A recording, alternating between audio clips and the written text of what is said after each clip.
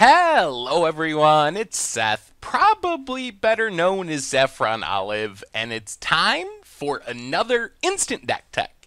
So as you know, Monday means it's Modern Monday here in Instant Deck Tech land, and we have a really sweet, really aggressive Heartless Summoning deck to look at today. This is Heartless Rakdos.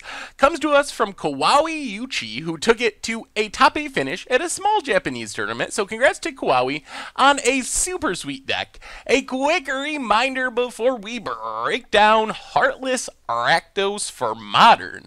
If you enjoy this deck and you want to see it made into videos, take a minute, click the like button, the subscribe button, leave a comment, anything you can do to support your deck, because whichever deck is most popular gets a shot at being made into videos next week. So we've seen Heartless Summoning decks before, but this one is a little bit different. A lot of times, Heartless Summoning decks are based around really expensive creatures and really struggle if they don't have a Heartless Summoning. You're trying to play Wormcoil Engines, other really expensive, often colorless creatures. So if you don't have a Heartless Summoning, you're stuck with this really expensive stuff in your hand.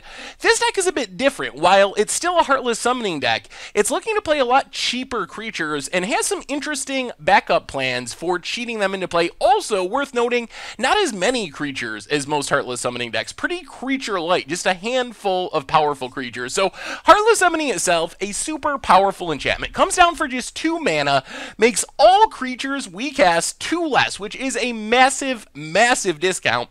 Downside is, it gives our creatures -1/-1, so it makes our creatures a little bit smaller. So what are we looking to cast for cheap with our Heartless Summoning? We start off with Ammit Eternal and Avalanche Rider. So if we can get down our Heartless Summoning, Ammit Eternal, 1 mana, gonna be a 4/4, pretty above the curve deal. Avalanche Riders coming down for 2 mana, blowing up a land, basically a sinkhole for only 1 in a red. So these cards are our cheapest cards to cast with Heartless Summoning. And the upside of these cards is they're cheap enough that we can cast them without Heartless Summoning, while ideally we're gonna have this explosive turn where we Heartless Summoning, Ammit Eternal, Avalanche Rider, something like that. We can also just play a Thoughtseize, play a removal spell, maybe a Planeswalker, cast a 5/5 Ammit Eternal, blow up a land with Avalanche Riders on turn 4, and our deck can function like a normal red-black deck, kind of an aggro, mid-rangey deck, even without Heartless Summoning.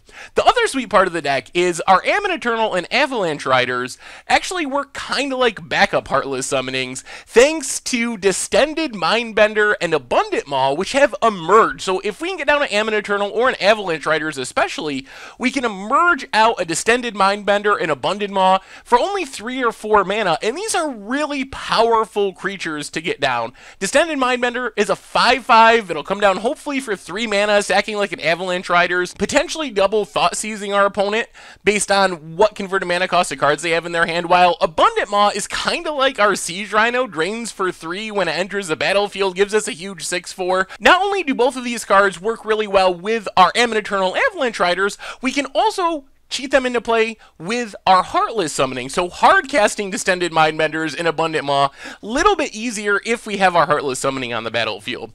We also have a couple of mid-range one-ofs. Glorybringer coming down potentially for 3 mana with Heartless Summoning, killing one of our opponent's threats, getting in hasty damage, and Scorpion God giving us just a massive threat, also coming down for 3 mana, maybe generating some card advantage as we kill some Lingering Souls tokens and Snapcaster Mages. Hard to deal with, although not as hard in Modern things to Path to Exile.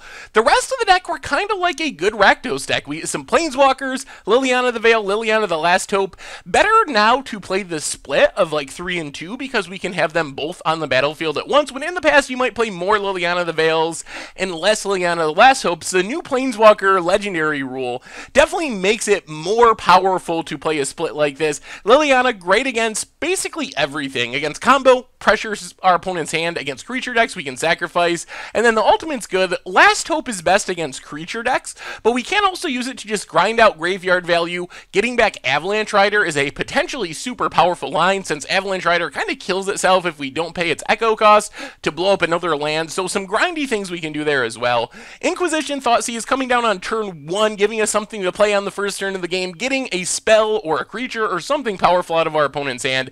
Fatal Push, Kolaghan's Command, giving us some removal. Kolaghan's Command, again, really grindy, works with Liliana the Last Hope. Keep getting back those Avalanche Riders. Keep getting back creatures that we sacrifice to our big emerge threats. Get back the Ammon Eternal. Get back our Glory Bringers and Scorpion Gods. Very, very powerful.